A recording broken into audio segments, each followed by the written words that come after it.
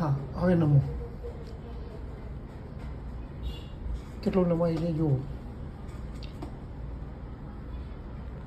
જોર જોર પડે તો પછી જોર નથી કરવાનું. હા બસ એટલું જ થાય છે. હવે પાછળ નમો.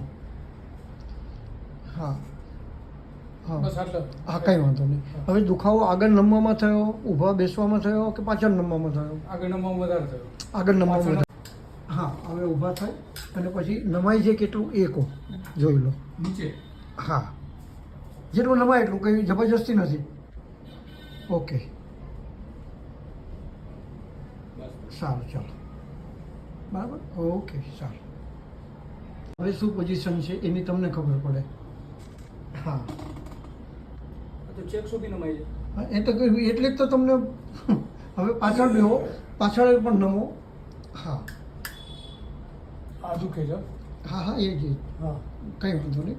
હવે ઊભા થઈ અને પાછા નમો વળો. હા